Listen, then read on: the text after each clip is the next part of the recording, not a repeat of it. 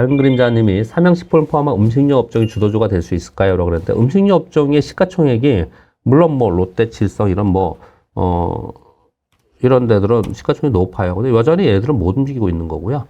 지금 뭐, 삼양식품은 따로 뭐, 라면 때문에 그런 거고, 그리고 뭐, 오리온이라든지 몇 개 종목이 지금 올라오고 있는데, 이들이, 우리 시장의 전체적으로 시장을 주도하면서 주도주가 될 수 있을까라고 볼 때는 좀 글쎄요, 캐치마크 좀 어렵지 않을까 생각합니다. 왜냐하면 주도주의 정의는 뭐냐면 이 섹터가 올라가면 지수가 올라가요. 작년에 2차 전지 섹터가 올라가면 지수가 올라가고 2차 전지 빠지면 지수가 빠지고 그랬잖아요. 그러면 이제 주도 섹터예요. 반도체도 그렇고 지금 바이오도 그렇거든요. 시가총액이 높기 때문에.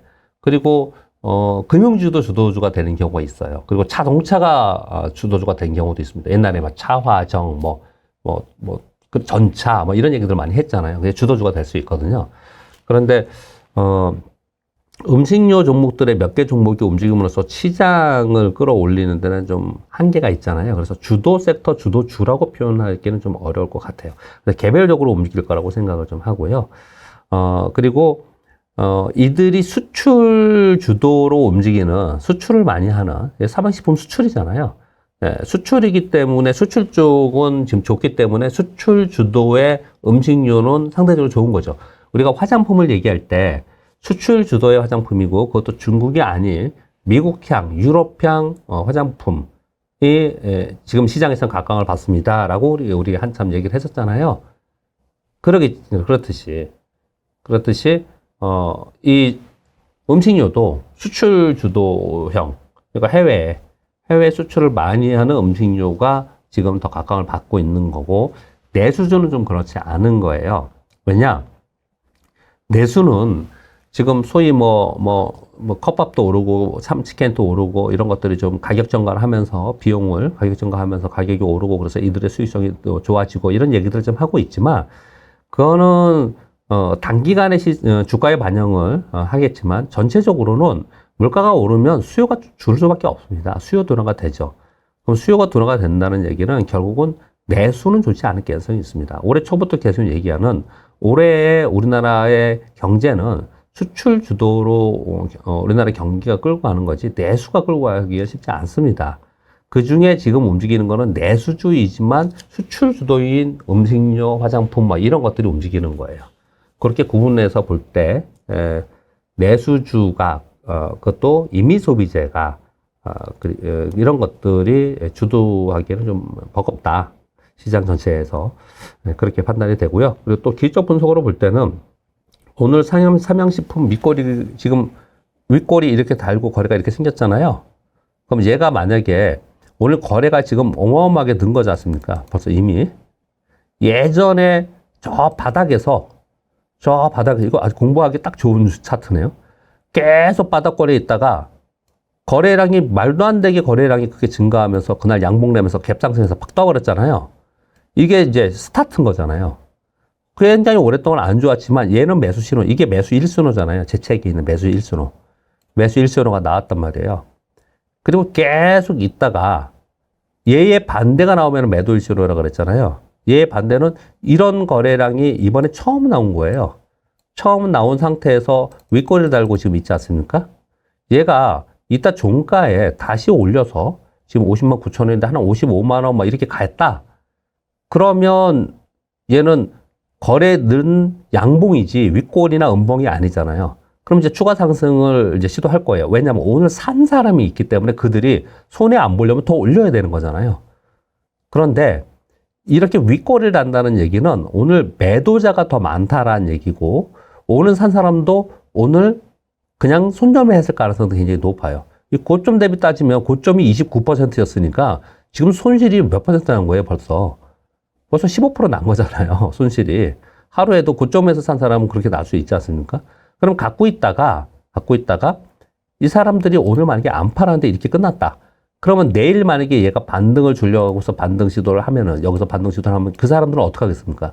어떻게든지 이익 보고 나오려고 할 거라고요. 오늘 물렸기 때문에. 이미 물렸기 때문에.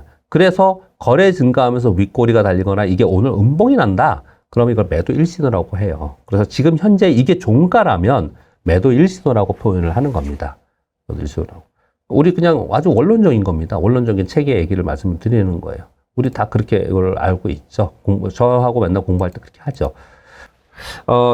화장품은 조금 더 길게 지금 가고는 있는데, 이런 생각이 들어요. 지금 화장품 좋죠? 올라가서 뭐 10만원에서 8만원에서 80% 오른 거예요. 요 잠깐 사이에. 밑에서 오르는 거는, 그래서 이런 것만 전문으로 하는 기관 투자가들이 있다고 제가 말씀드렸잖아요. 근데 이게 주봉을 보면은 사실은 저기서부터 빠진 거잖아요. 저 위에서부터. 두 번 정도의 고점이 있었고, 저기 옛날의 고점으로부터는 뭐 어마어마하게 밑에 빠져 있는 거지 않습니까? 얘가 밑에서요. 근데 밑에서 올라왔기 때문에 80% 올라온 거예요. 쫙 위에서부터 뭐 20만원, 30만원에 물려있는 사람들 많이 있겠죠? 여전히 있을 겁니다. 그런 사람들이 우리 왜, 3프로에서 정영진 진행자가 저한테 질문을 하잖아요.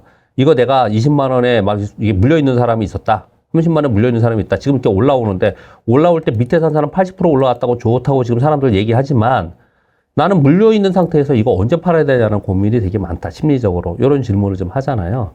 근데 지금 이게, 지금 현재 이분은 수익권이라고 합니다.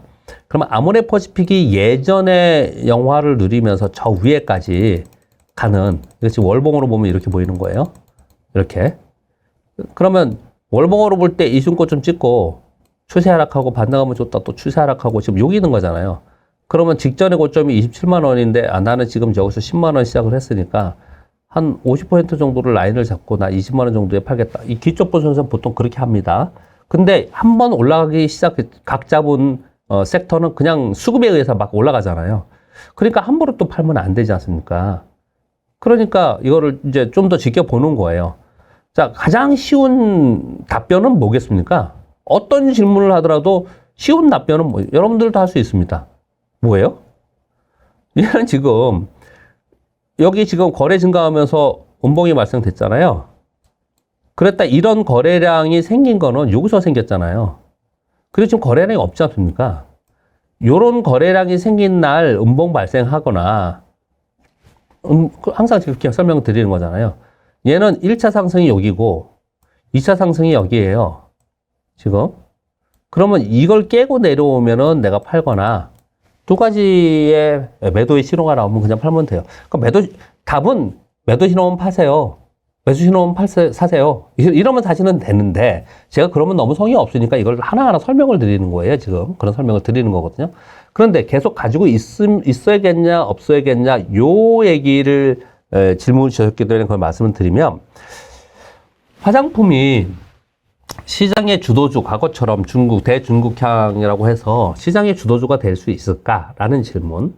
두 번째, 화장품의 이번 사이클링이 얼마나 오래 더 갈 수 있을까라는 거를 생각을 해봐야겠죠. 저는 장기로는 좀 어렵지 않을까라고 생각을 합니다. 저는 약간 이쪽에 좀 부정적인 거는 화장품 부정적이라는 게 아니고요. 유행을 타는 거 있잖아요. 잘 보시면 가장 대표적인 게 엔터예요. 그리고 게임, 그리고 뭐 음식료도 그렇고요. 음식료도 지금 한국 K푸드 음식이 막 유행이래잖아요. 그리고 K 엔터가 막 유행이라지 않습니까? K 화장품이 막 유행이라고 막 하잖아요. 근데 경험적으로 여러분들이 그냥 제가 주장하지 않을게요. 여러분들이 느끼실 때도